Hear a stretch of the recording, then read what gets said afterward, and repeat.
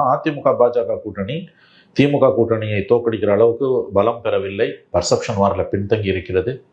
உண்மையிலே பின்தங்கி தான் இருக்குது. நலமுனை போட்டி என்பது திமுக தான் அட்வான்டேஜ்னு எல்லாருக்குமே நல்லா தெரியுது. அதனால எப்படியாவது தாவேக்காவை உள்ள கொண்டு வந்துடணும்னு பார்க்குறாங்க. ஆனால் எடப்பாடியோட நிலைமை என்னன்னா 45 சீட்டுக்கு மேலே தாவேக்காவை கொடுக்க தயாராக இல்லை. அவர் அப்படி கொடுக்க தயாராக இல்லாமல் விஜயும் எல்லா நிர்பந்தத்தையும் மீறி தனியாக நின்றுட்டாருன்னா நாலுமுனை போட்டி திமுகவே வந்தாலும் வந்துட்டு போட்டோம், எனக்கு கவலை இல்லை, நான் எதிர்கட்சியாக உட்காந்துட்டு போறேன்ற முடிவுக்கு எடப்பாடி வந்துட்டாங்க. இதுதாங்க ஓப்பனாக நான் உடச்சு சொல்கிறேன். ஆனால் அதிமுக உள்ளே இருக்கக்கூடிய 2ஆம் கட்ட தலைவர்கள் இந்த முறை ஆட்சி இழந்தாலும் நிரந்தரமாக அதிமுக கதை முடிஞ்சிடும். அடுத்த 5 வருஷம் திமுக ஆட்சி இருந்ததுன்னா அதிமுகவை காப்பாற்ற முடியாது. ஏன்னா அதிமுக வரலாறுலேயே அது தொடர்ந்து 2-5 வருஷம் பவரில் இல்லாமல் இருந்தது கிடையாது. ஸோ விஜய் உள்ள வர்றது தான் கட்சியை காப்பாற்றும் கடைசி ஆப்ஷன்னா.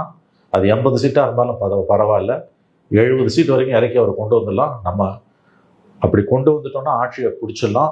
அதுக்கு எடப்பாடி தான் தடைன்னா எடப்பாடியை நகர்த்திட்டு ஒரு அதிமுக உருவாக்குறதுக்கான திட்டத்திலையும் பாஜக இருப்பதாகவும், அதிமுகவுக்குள்ளேயே 2ஆம் கட்ட தலைவர்களில் ஒரு பிரிவினர் இதற்கு தயார் நிலையில் இருப்பதாகவும் தான் செய்திகள் வருகின்றன 3 நாட்களாக. நான் வழக்கமாக இந்த மாதிரியான செய்திகளை யூகத்தின் அடிப்படையில் பேச மாட்டேன், உங்களுக்கு தெரியும். ஒருவேளை விஜயோட டிமாண்டுக்கு எடப்பாடி ஒப்புக்கொள்ளாமல் இருப்பாரேயானால் எடப்பாடியை நகர்த்தி விட்டு வேலுமணி தலைமையில் ஒரு அதிமுகவை உருவாக்கி என்டிஏவோடு போவதற்கும் வாய்ப்பு உண்டு. அப்போ இன்னும் கந்தரகோலமாகவும் இருக்கிற அதிமுகவும் உடையும்.